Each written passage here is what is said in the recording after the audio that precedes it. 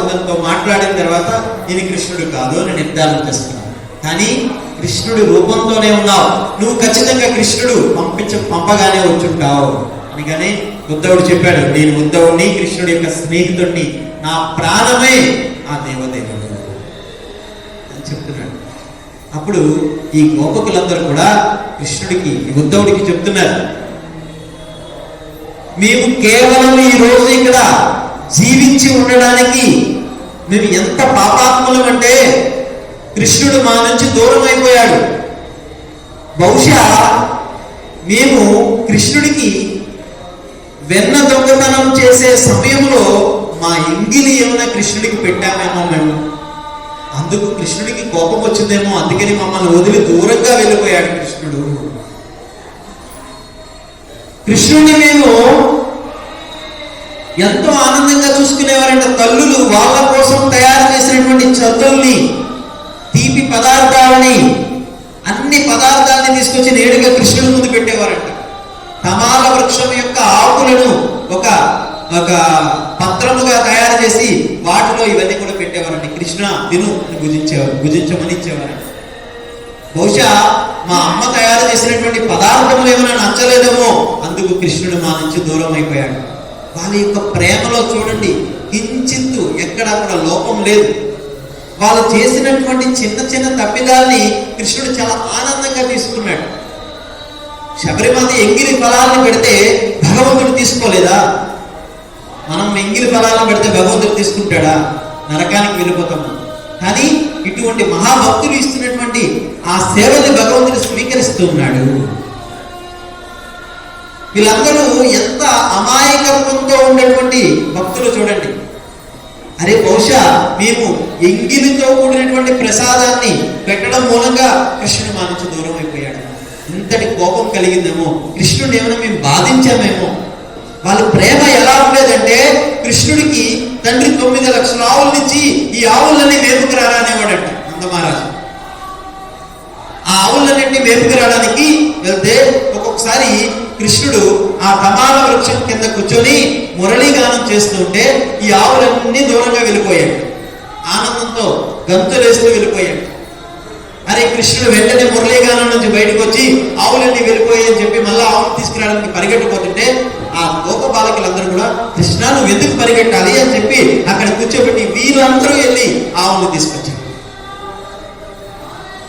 కించిత్ అంటే కృష్ణుడికి ఎక్కడ ఆయన యొక్క మృదు మధురమైనటువంటి ఆ పాదములు కందిపోతాయని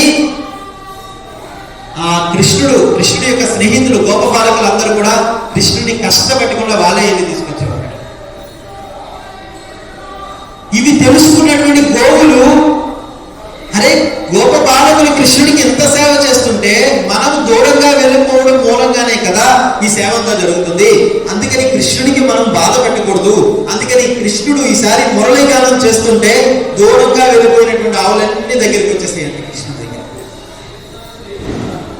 ఇప్పుడు కూడా బృందావనంలో ఎంత ఈ విషయాన్ని మనం గమనించవచ్చు. మీరు గోవర్ధన పర్వతం పరిసర ప్రాంతాల్లో ఎక్కువగా ఆవులు ఉంటాయి. అక్కడ భాగవతాన్ని చెబుతుంటే, సంకీర్తనం చేస్తుంటే విపరీతంగా ఆవులు వచ్చేస్తుంటాయి. మన దగ్గరికి విపరీతంగా ఆవులు వచ్చేస్తుంటాయి. ఎక్కడెక్కడి నుంచో మనకి కనబడినటువంటి ఆవులన్నీ కూడా వచ్చేస్తాయి. ఇదంతా కూడా ఆ బృందావనంలో ఉన్నటువంటి గోవులకు, గోప బాలకులకు వాళ్ళకి నిత్యం కృష్ణ స్మరణే. లోపల బయట ఎక్కడైనా సరే వాళ్ళు ఎప్పుడు కూడా కృష్ణ కృష్ణ కృష్ణ అని, ఎప్పుడు వాళ్ళకి ఆహారమే కృష్ణ.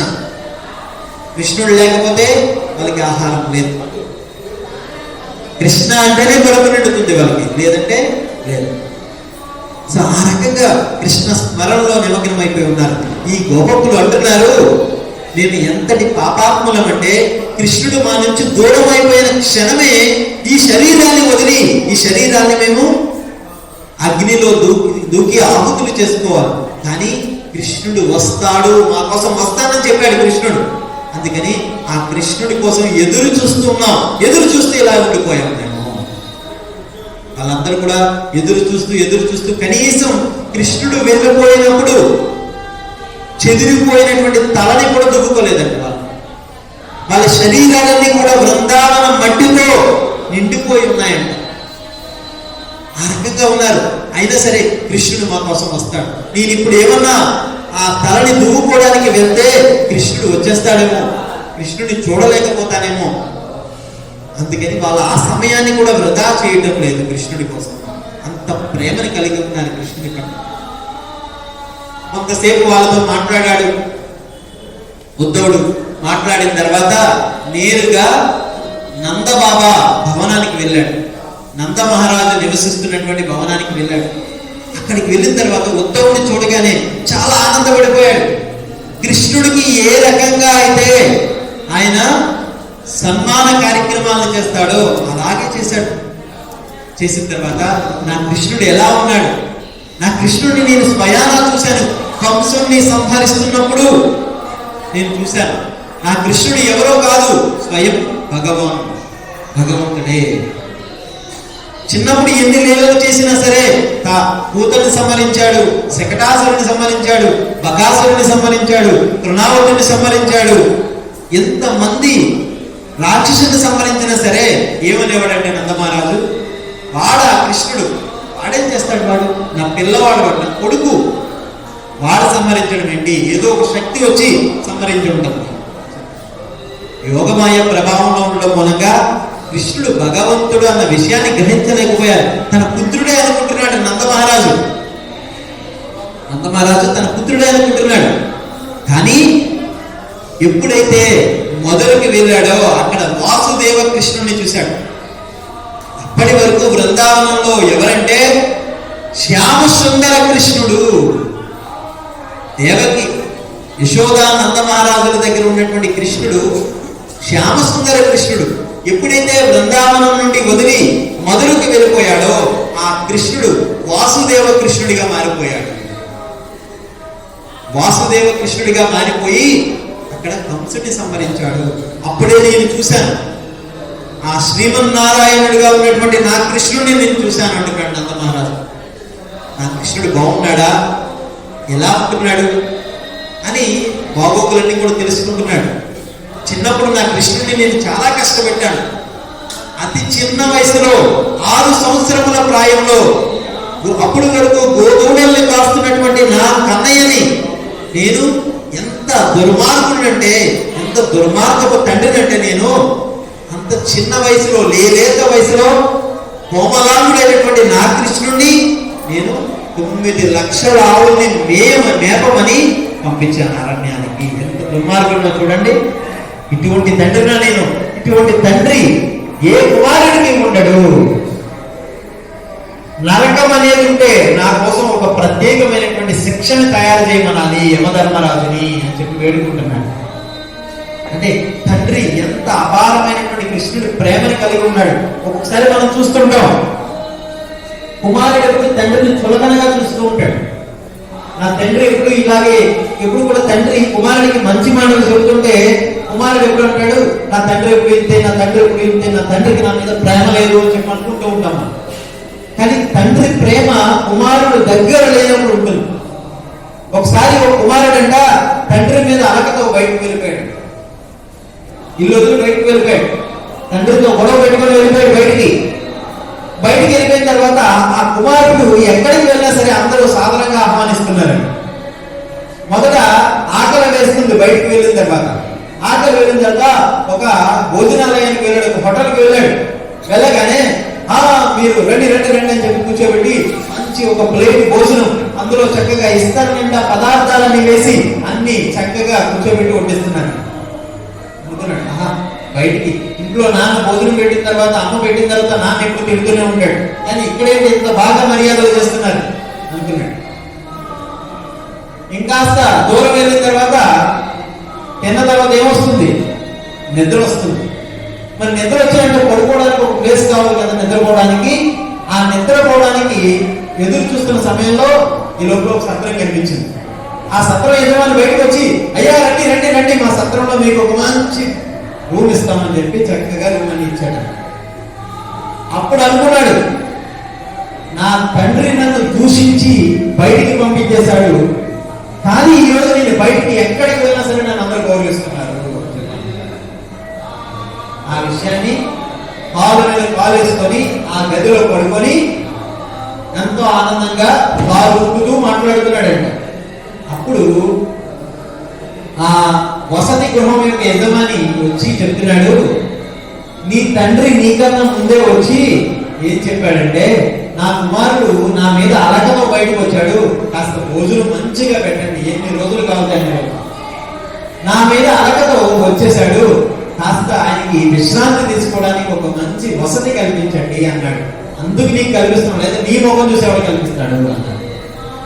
ఈరోజు మనం భగవంతుని కాదనుకుని ఇక్కడికి వచ్చేస్తాం. మనందరం కూడా ఆధ్యాత్మిక జగత్తులో భగవంతుడు చెప్తున్నాడు, మమైవంశో జీవలోకే జీవభూత సనాతన అన్నాడు. మీరందరూ నాలోని అంశలే, ఆయన నుంచి వెలువడిన వాళ్ళమే మనందరూ కూడా. కాదనుకుని మనం ఇక్కడికి వచ్చేసాం. ఆధ్యాత్మిక జగత్తులో మనందరం భగవంతుని యొక్క సాన్నిధ్యంలో భగవంతుడితో నిత్య సేవకులుగా ఉండేవాళ్ళం మనమందరం కూడా.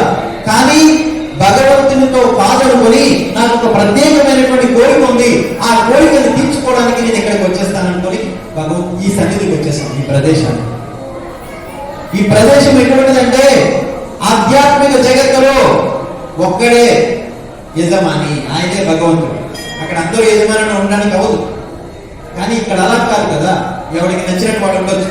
నేనే హీరో ఉంటాడు అందరూ, ఎవరికి నచ్చినట్టు వాళ్ళు ఉండొచ్చు.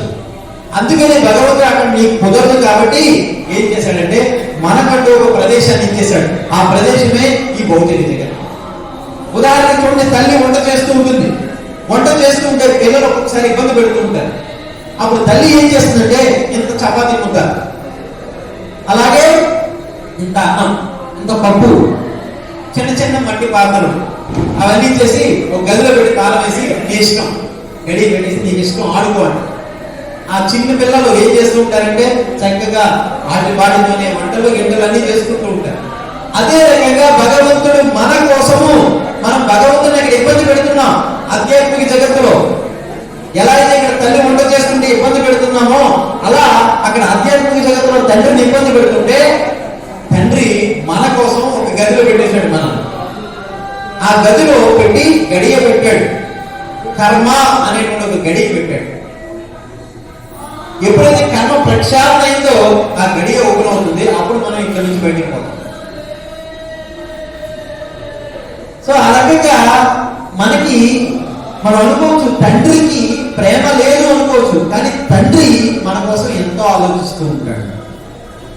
ఎంతో ఆలోచిస్తూ నా కుమారుడు ఏమైపోతాడో, నా కుమారుడు ఏమైపోతాడో అని చెప్పి. అందుకే చూడండి, మన తండ్రులు రిటైర్మెంట్ అయిపోయినా సరే పిల్లల కోసం ఇంకా కష్టపడుతూనే ఉంటారు. చాలా మంది తండ్రులు. వాళ్ళు భయపడరు. ఎన్ని కరోనాలు వచ్చినా, ఎన్ని ఉత్పాదాలు వచ్చినా సరే భయపడరు. ఇంకా నేను కష్టపడాలి, ఇంకా కష్టపడాలి, నా కుమారుడిని అంత ఎత్తులో చూడాలనుకుంటాడు. కానీ ఆయన అంత ఎత్తు నుంచి చూస్తాడు. మనం అంత ఎత్తు నుంచి మనల్ని ఎక్కడో కింద పెడతాడు, చిన్న గదిలో, లేదంటే ఏ వృద్ధాశ్రమంలో పడేస్తాడు తీస్తే. అందుకని ఎవరి కష్టం వారికి తెలియాలి. మానవ జీవితం యొక్క పరమార్థము ఎప్పుడు మనకు అర్థమవుతుందంటే కష్టపడితేనే తెలుస్తుంది. అయితే అర్థం కాదు. అన్ని హంగులు, అన్ని సోకులు చక్కగా ఉంటే ఈ ఆధ్యాత్మిక విషయం తత్వం మనకు అర్థం కాదు. ఎప్పుడు మనిషి కష్టపడితేనే, కృష్ణుడు భగవద్గీతలో చెప్తారు కదా, అన్ని సమయాలలో కూడా మనం ఒకేలా ఉండగలగాలి. కష్టం వచ్చినా, నష్టం వచ్చినా, సుఖం వచ్చినా, ఆనందం వచ్చినా, దుఃఖం వచ్చినా ఒకేలా ఉండాలి. అలా ఉండగలగాలి మనిషి. అలా ఉండగలగాలంటే ఎప్పుడు మనకి ఆనందాలు ఉంటే ఏమి కనపడదు, భగవంతుని కనపడ్డం మనకి. అప్పుడప్పుడు దుఃఖాలు వస్తూ ఉండాలి. దుఃఖాలు వస్తూ ఉంటే భగవంతుని కనిపిస్తారు. అయితే నందబాబా ఎప్పుడైతే నందబాబా కృష్ణుడి కోసం ఇలా అడుగుతుంటే అప్పుడు ఉద్ధవుడు నంద మహారాజుకి కృష్ణుడి మీద ఉన్నటువంటి ఆ తండ్రి ప్రేమను చూసి ఆశ్చర్యపోయాడు. ఈ లోపల యశోదమాత పూర్వంగా తలుపు చాటు నుంచొని తలుపు చాటు నుంచినటువంటి యశోదమాత వెంటనే నేరుగా పరిగెట్టుకుంటూ వచ్చి నంద మహారాజు దగ్గరికి వచ్చి ఏడవడం మొదలుపెట్టింది. ఆవిడ ఏమని ఏడుస్తుందంటే, నా కుమారుడికి ఇదంతా కూడా జరగడానికి కారకురాలు నేను. కృష్ణుడు నంద మహారాజుని వదిలి వెళ్ళిపోవడానికి, గోపికలను వదిలి వెళ్ళిపోవడానికి, అలాగే గోప బాలకులను వదిలి వెళ్ళిపోవడానికి, గోవత్సాన్ని, గోవులని, కోతుల్ని, బృందావనంలో ఉన్నటువంటి ఆ లతలని, చెట్లని, ఈ బృందావన అరణ్యాన్ని వదిలి వెళ్ళిపోవడానికి కారకురాల్ని, ఏకైక కారకురాల్ని నేనే అని యశోదమాత. ఎవరైనా చూడండి, వారు చేసిన తప్పుని కప్పిపుచ్చుకోవాలని అనుకుంటారు, కానీ తప్పు నాదే అని ఎవరు మీద వేసుకుంటారు చెప్పండి? కానీ యశోదమాత తన మీద వేసుకుంటుంది. ఏం తప్పు అంటే, నా కుమారుణ్ణి ఒక రోజు నేను నోటికి కట్టేశాను, అందుకని నా మీద కోపంతో బహుశా నా కుమారుడు నన్ను వదిలి మొదలుకి వెళ్ళిపోయాడేమో. ఇంత పాపాత్మురాలు నేను. ప్రేమ పాసంతో కట్టేసింది ఆవిడ. కృష్ణుడు కట్టబడాలనుకున్నాడు, అందుకు కృష్ణుడిని కట్టగలిగింది. ఇంకా ఆలోచించలేకపోతుంది చూడంటున్నాడు. ఆవిడ అనుకుంటుంది నేనే కట్టేశానేమో అని చెప్పి ఇంకా అనుకుంటుంది. ఎప్పుడు ప్రేమ అనేటువంటిది బంధనం ఆవిడ్ని కమ్మేసింది. కమ్మేయడం మూలంగా ఆవిడ ఏమనుకుంటుందంటే, బహుశా నా కుమారుణ్ణి శిక్షించాను. అందరూ అనుకున్నారు నా కుమారుణ్ణి అప్పటి వరకు శిక్షించాలి శిక్షించాలి శిక్షించాలి అన్నారు గోపికలందరూ కూడా. ఎందుకంటే మా ఇళ్లలో వచ్చి పాలు, పెరుగు, వెన్న, మేగడ దొంగలిస్తున్నాడు, ఈ కృష్ణుని ఎవరు శిక్షిస్తారో అని ఆలోచించారు. అందుకని నేను శిక్షిస్తే, శిక్షించిన తర్వాత ఈ గోపికలందరూ ఏమన్నారు, అప్పటి వరకు గోపికలు శిక్షించాలి శిక్షించాలి అనేటువంటి గోపికలందరూ కూడా ఈ యశోదామాతకి కుమారుడి కన్నా పాలు, పెరుగు, మేగడ, వెన్న ఇవే ఎక్కువైపోయి, అందుకని వాటి కోసం కృష్ణుడిని శిక్షిస్తుందా, ఎంత దుర్మార్గురాలు అని దూషిస్తున్నారు. అంటే వృందావనంలో ప్రతి ఒక్కరు కూడా కృష్ణుడికి కించిత్ హాని కలగకుండా చూసుకుంటారు. అప్పటి వరకు శిక్షించాలనుకున్నారు, కానీ యశోదామాత శిక్షిస్తే అరే అలా ఉండకుండా ఉండాల్సిందే అనుకుంటున్నారు. అందుకని గోపికలందరూ ఇలా అన్నారు ఆ రోజు, బహుశా నా మీద కోపంతోనే ఇంత మందిని వదిలి వెళ్ళిపోయాడు నా కన్నయ్య. నా కన్నయ్యకి రెండవ జాములోనే ఏదైనా తినే అలవాటు ఉంది, మరి అక్కడ ఎవరు పెడుతున్నారు అసలు? అక్కడ వెన్న దొరుకుతుందా, పాలు దొరుకుతుందా, మేగడ దొరుకుతుందా? ఉదయాన్నే రెండవ జాములోనే కృష్ణుడికి వెన్న తినే అలవాటు ఉందంట. మరి అటువంటి వెన్నని ఎవరిస్తున్నారు కృష్ణుడికి? నా కృష్ణుడు ఆరోగ్యంగా ఉన్నాడా, ఆనందంగా ఉన్నాడా, ఈ తల్లిని గుర్తు చేసుకుంటున్నాడా? తల్లి యొక్క వాత్సల్యాన్ని చూసి ఆశ్చర్యపోయాడు ఉద్ధవుడు. ఆ తర్వాత ఆ రాత్రి శయనించాడు. శయనిస్తున్నటువంటి సమయంలో బృందావనం అంతా కూడా ఎలా ఉందంటే పిన్ డ్రాప్ సైలెంట్ అన్నమాట. గుండు సూది వేస్తే గుండు సూది శబ్దం కూడా వస్తుందండి. అప్పటి వరకు బృందావనం ఎప్పుడు అలా లేదు. కృష్ణుడు ఉన్నంత కాలం కూడా బృందావనంలో ఆట పాటలతో, సంకీర్తనలతో నిండిపోయిందంట. ఎప్పుడైతే కృష్ణుడు బృందావనాన్ని వదిలి వెళ్ళిపోయాడో ఆ క్షణమే బృందావనం అంతా కూడా చాలా భయంకరమైనటువంటి ఆ ప్రదేశం. రాత్రి అయిపోయింది. ఒకసారి చూడండి, మనం ఉత్సవాలు అయిపోయిన తర్వాత, ఉత్సవాలు జరుగుతున్నంత కాలం మందిరం చాలా అందంగా ఉంటుంది, భక్తులతో కిలకలాడిపోతుంది. ఆ సంకీర్తనలు, ఆ ధ్వనులు, ఆ దివ్య ధ్వనులు ఆడుతూ నిండిపోతుంది. కానీ ఒకరోజు ఆ యొక్క ఫెస్టివల్ ఫంక్షన్ అయిపోయిన తర్వాత, ఆ పండగ అయిపోయిన తర్వాత పరిసరాలన్నీ కూడా వెలవెలబోతూ ఉంటాయి. సేమ్ ఇదే పరిస్థితి బృందావనంలో. కానీ ఈ లోపులోనే ఒక శబ్దాన్ని విన్నాడు ఉద్ధవుడు. ఆ శబ్దం ఏంటంటే గోపికలందరూ కూడా వెన్నని చిలుకుతున్నారంట. నిజానికి వాళ్ళందరూ ఏం చెప్తున్నారంటే, గోపికలు మేము వెన్నని చిలకడం కూడా మానేద్దాం అనుకున్నాం, అన్ని పనులు మానేశారంట. గోపికలు స్నానం ఆచరించడం మానేశారంట, పళ్ళు తోముకోవడం మానేశారంట, ఆహారాన్ని భుజించడం మానేశారంట, తలని దువ్వుకోవడం మానేశారంట. ఇవేమీ చేయట్లేదంట గోపికలు. భక్తులకు ఆహారాన్ని పెట్టడం లేదంట, పిల్లలకి ఆహారాన్ని పెట్టడం లేదంట. ఇవేమీ చేయట్లేదంట గోపికలంతా కూడా. కానీ పెరుగును మాత్రం చిలుకుతున్నారంట. అని ఇవేమీ కానప్పుడు అసలు ఆహారం, పెరుగు దేనికోసం? ఆ పెరుగు చిలికినటువంటి పెరుగుని వెన్నగా తయారు చేసి, దాన్ని నెయ్యిగా తయారు చేసి, దాని పరిసరాల్లో చుట్టుపక్కల అమ్ముకొని వాటి నుంచి వచ్చినటువంటి ధనంతో ఆహారాన్ని తయారు చేసుకోవడం కోసమే కదా. మరి అటువంటి ఆహారాన్ని విధించడం మానేశారు, ఇంకెందుకు ఈ వెన్నని చిలకడం? వాళ్ళు ఎందుకు చిలుకుతున్నారంటే, బహుశా కృష్ణుడు రేపు ఉదయాన్నే వస్తాడు, మరి వెన్న కావాలి, దగ్గర నుంచి తీసుకొస్తాం. అందుకని రోజు రాత్రి సమయాల్లో, పగలేమో ఉదయాన్నే ప్రాతకాలంలో పాలు పిండుతున్నారు గోవులకి. ఆ పాల తోడు పెట్టి పెరుగుగా తయారు చేస్తున్నారు. తయారు చేసి రాత్రికి వెన్న చిలుకుతున్నారు. రాత్రికి వెన్న చిలికిన తర్వాత, అంటే వెన్న కూడా ఎప్పుడు రుచిగా ఉంటుందంటే ఉదయంలో ప్రాతకాలంలో బ్రహ్మముహూర్త గడియలో తీసినటువంటి పాలని వాటిని వెచ్చబెట్టి పెరుగుగా తయారు చేసి సాయంత్రానికి, అంటే రాత్రి సమయంలో అందరూ పడుకునే రాత్రి సమయంలో చిలికితే దాని నుంచి వచ్చినటువంటి వెన్నని తీసుకెళ్లి మట్టి కుండలో వేస్తే అది పొద్దునికి తెల్లవారుజాముకి చాలా తీయనైనటువంటి వెన్నగా మారుతుందంట. అందుకని వీళ్ళు రాత్రి సమయంలో చిలుకుతుంటే బృందావనంలో గోపికలందరూ కూడా ఏక సమయంలో ఒకే సమయంలో చిలుకుతున్నారంట. అంతా కూడా ఎలా అంటే మృదంగ ధ్వని ఒక్కసారిగా వాయిస్తే ఏ రకంగా ఉంటుందో ఆ రకంగా వస్తుందంట ఆ చిలుకుతున్నటువంటి శబ్దం. అది చూసి ఉత్తరుడు వెంటనే లేచిపోయాడు. లేచిపోయి అన్ని గృహాల వైపు చూస్తున్నాడంట. చూస్తూ చూస్తూ వెతుకుతున్నాడు. ఏంటంటే ఈ గోపికలు వెన్న చిలుకుతున్నారు. ఒక్కసారిగా ఆయన కాలికి పెట్టుకున్నటువంటి గజ్జల శబ్దం ఎలా ఉందంటే కృష్ణుడు నడుస్తుంటే ఏ రకంగా ఉందో ఆ రకంగానే ఉంది. ఈ ఉత్తరుడు నడుస్తూ నడుస్తూ యమునా తీరానికి వెళ్ళిపోయాడు. యమునా తీరానికి గోపికలందరూ వచ్చేసారు. అరే నిజంగా మా కృష్ణుడు వచ్చాడా, కృష్ణుడు వచ్చినట్టుగానే అనిపించింది అని చెప్పి ఆ గోపికలందరూ కూడా ఎలా ఉన్నారంటే వాళ్ళ యొక్క వేళ్ళకి పెట్టుకునేటటువంటి ఉంగరాలు చేతికి వేసుకునే గాజులైపోయాయి. వాళ్ళ చేతికి వేసుకునే గాజులు నడుముకు వేసుకునే వడ్డానాలుగా మారిపోయినాయి అంట. అంత పక్క చిక్కిపోయి రుసించిపోయి ఉన్నారు గోపికలందరూ.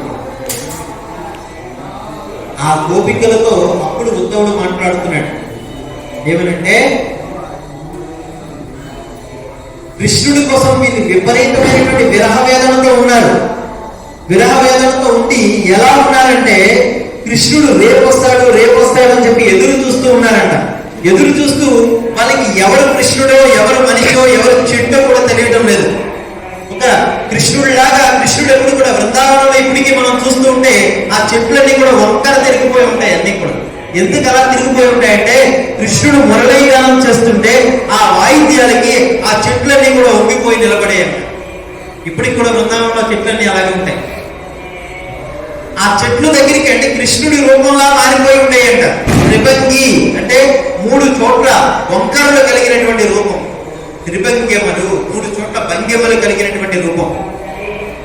ఆ చెట్లను చూసి గోపికలు అనుకుంటున్నారంట కృష్ణుడి దగ్గరికి వెళ్ళి, అంటే ఆ చెట్టు దగ్గరికి వెళ్ళి, కృష్ణయ్య మేము ఏమి పాపం చేశామయ్యా, ఇంత మాకు విరహాన్ని మిగిలి